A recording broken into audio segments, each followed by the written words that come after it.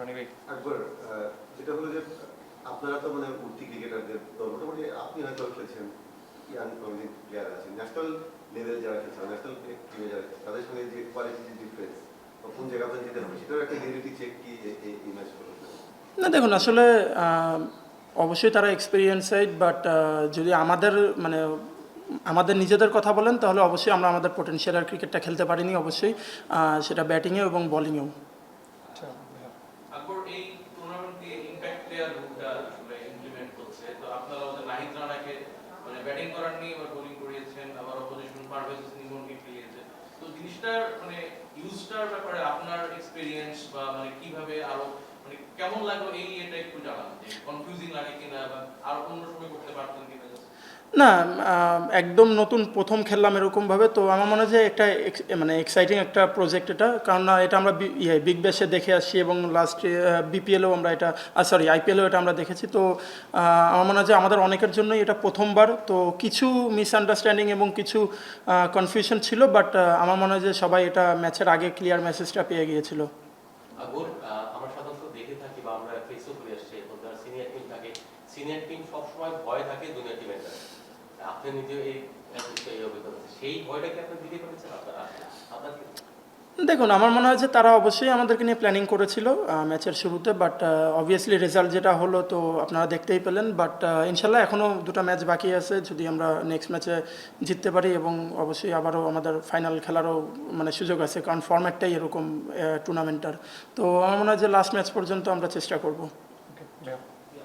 যাওয়ার সাধারণত একটু উপরের দিকে খেলে ওকে লাস্ট মোমেন্টে ডিসাইড করা হয়েছে যে ইমপ্যাক্ট প্লেয়ার হিসেবে এত নিচে নামানো হবে নাকি ওকে প্ল্যানিংটাই? না দেখুন, বেসিক্যালি আমাদের ওপেনার হিসেবে আমরা জিশান এবং রবিনকে চুজ করেছি, টিম ম্যানেজমেন্ট আমরা সবাই মিলেই রবিনকে চুজ করেছিলাম। তো প্ল্যান ছিল যে যদি আমাদের ব্যাটিং কলাপস না করতো সেক্ষেত্রে হয়তো বা ইকবাল ইমন অ্যাজ এ বোলার আমাদের ইম্প্যাক্ট প্লেয়ার হিসেবে জয়েন করতো, বাট যেহেতু আমরা ইভেন যখন 10 ওভার হয়ে গেছিলো তখন আমরা ইকবালকে বলেও রাখছিলাম যে মোস্ট প্রবলি তুমি বোলিং করবা। তো যখন আমরা একটা কলাপস করলাম তখন ইমিডিয়েট ওটা চেঞ্জ হয়েছে যে আমরা জাওয়াদকে ইন্ট্রোডিউস করেছি।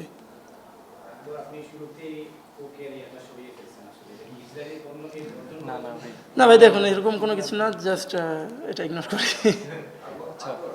মানে গেল কয়েকটা বছর 2 বছর দেখা যাচ্ছে যে বেস্ট মানে আমাদের বেস্ট ক্যাপ্টেন আপনাকে বলা হয়, ব্যাটিং এ সেটা ওইভাবে ইম্প্যাক্ট আমরা দেখতে পাই না, কিন্তু এই বছরটা মনে হচ্ছে আপনি ফিজিক্যাল ফিট এবং ভালো একটা আছেন।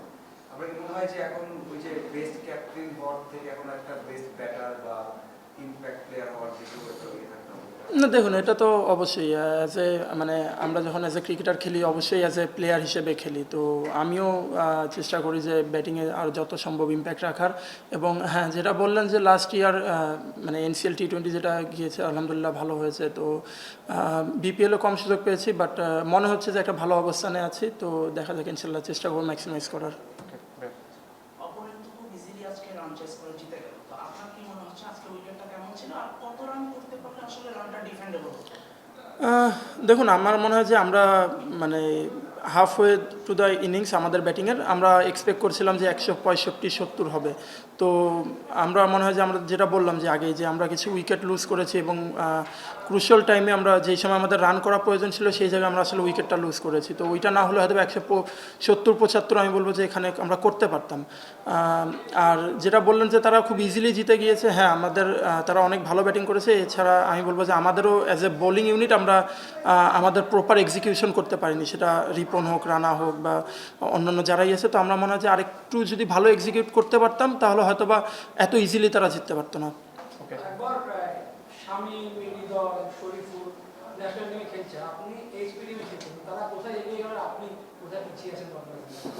না দেখুন, এটা আমার মনে হয় যে এটা তারা অবশ্যই আমার থেকে ভালো করেছে দেখেই ওই জায়গায় আছে। আমি হয়তো বা ওরকম এক্সপেক্ট অনুযায়ী ভালো করতে পারিনি, তার জন্য আমি এখানে আছি। লাস্ট কোয়েশ্চেন সিকান্দার ভাই। একটু কোশ্চেন করছেন, কিন্তু আমার জানার ইচ্ছা থাকে যে জুনিয়র টিমে লিড করলেন, তারপরে এই টিমকে লিড করছেন, অনেক তো হলো, এখন সিনিয়র টিমে কখন মানে লিড করবেন? লিড না করে আমার তো দেখতে পাবো, কখন দেখবো? দেখুন, ইনশাল্লাহ আমি যদি আরেকটু ভালো খেলতে পারি ইনশাল্লাহ আমারও সুযোগ আসবে। তো ব্যাটিংয়ে অবশ্যই ব্যাটিংয়ে ভালো করতে হবে।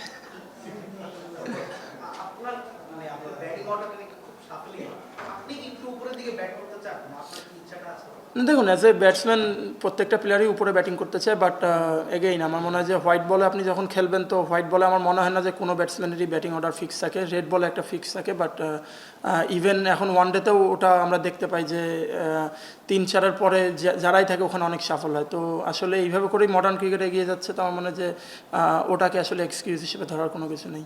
ওকে, থ্যাংক ইউ।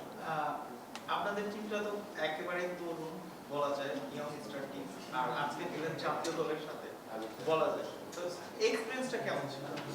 না, ভালো এক্সপিরিয়েন্স ছিল। আমার মনে হয় যে আমরা এক্সাইটেড ছিলাম এবং মানে অবশ্যই একটা এক্সাইটিং একটা ফরম্যাট।